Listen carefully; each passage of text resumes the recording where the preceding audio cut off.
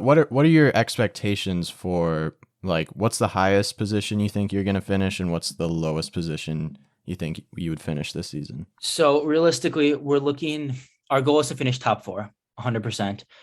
Um, so do I think it's realistic that we could finish above Spurs and Chelsea?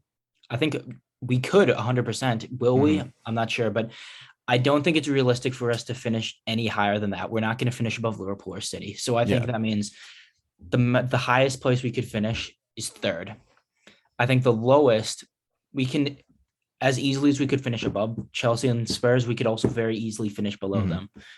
I also think there's a possibility that Manchester United come good under Ten Hag. I would say there's less of a chance than anything else, but I still think there is a possibility. So I think lowest could be sixth, but that wouldn't That's be your ideal. lowest. Yeah. I don't see us. Interesting. I don't see us finishing below West Ham or Newcastle. Not at this time. Maybe Newcastle in about 2 years, but not at this current time though. Hmm. That's crazy that you think sixth place is the lowest that you guys could finish, because I still feel like there's room for you guys to possibly slip up in certain areas. Like, yes, you've strengthened the squad really well. Yes, I believe in what Arteta's doing, et cetera, et cetera. But I still feel like there's a possibility that you guys can slip. Do you actually feel like that is completely eliminated? Because I only think there's maybe 2 or 3 teams that I think have a completely solidified chance of not slipping up later in the season, just because of the consistency that they've showed throughout the year.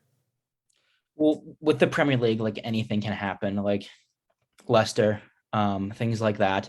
So never say never, I suppose, but it's just like what I think is realistically in the realm of possibility. I think our squad is too strong at this point to finish below the likes of Newcastle and West Ham, who are teams that are in transition, I suppose, with Newcastle and West Ham don't really. I suppose this is kind of a weakness of Arsenal, especially last season, but don't really have the squad depth to compete in two competitions. Um, but one signing that I think is absolutely crucial for that, Alexander Zinchenko, Yep. Hmm. because last season, the last few games of the season, we had two key players missing. We had Kieran Tierney missing, and we had Thomas Partey missing. I think I think it's a fair assumption to say that if we had those two players fit, we would have picked up 6 more points maybe and would have finished top four. That's not an excuse to say like that's why we did, but like it's something that we knew was a weakness and we've gone and addressed now. Zinchenko can play in both of those positions. So when Kieran Tierney is injured now, we have him who can fill in there and we don't have to depend on Nuno Tavares with all due respect. And then in the Did midfield he? too, like Yeah, yeah, when yeah. Thomas Partey is injured, Zinchenko can just slot in there.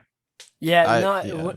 When I think about it, it's actually a crazy good signing. I don't think I ever deeped how effective Zinchenko can be as a squad player, regardless of if he starts or not, because you can use him or utilize him in so many different areas on the field that it eliminates the possibility of so many people getting injured and not having a replacement. Mhm. Yeah. I mean, I it's also crazy. think from what I've heard is he's a great character to have in the dressing room. He's not the type to moan or anything if he's sitting behind Kieran Tierney or Thomas Partey.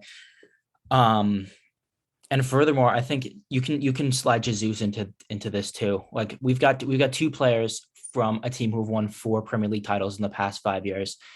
Surely that has to have an impact in the dressing room too. Like they're Mm, they're used to winning. yeah. Yeah, Surely that 100%. mindset will fall into other players too. Yeah. I mean, you don't have a locker room, or you didn't before, full of winners, I'd say, like you said.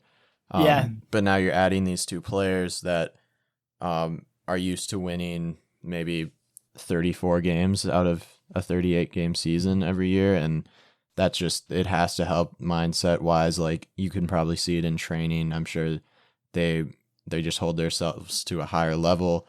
Um, I personally like Zinchenko at midfield more than wingback because I think he has the passing ability more than a lot of your midfielders and a lot of other midfielders in the Prem, but I don't think pace wise, like he's going to be an explosive wingback.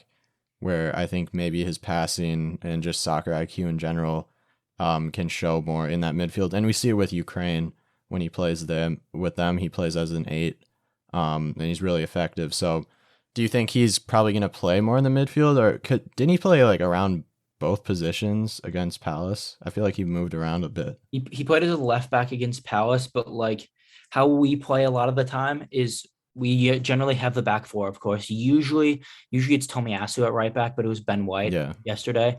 And what will happen is the left back, whether that's Zinchenko or usually Tierney, will push up a lot because Tierney is excellent going forward. And then it'll just slide into basically a back three because Tomiyasu is a more defensive fullback. So Zinchenko, I think, will do a lot of that too, because at City, he would how Pep likes them to play. He likes his fullbacks to step into the midfield and get another player in there. So I definitely see that's something that Arteta will adapt at Arsenal, because that is something you saw a couple times. Like when Ainsley Maitland-Niles would play, he would do that because he can play as a midfielder.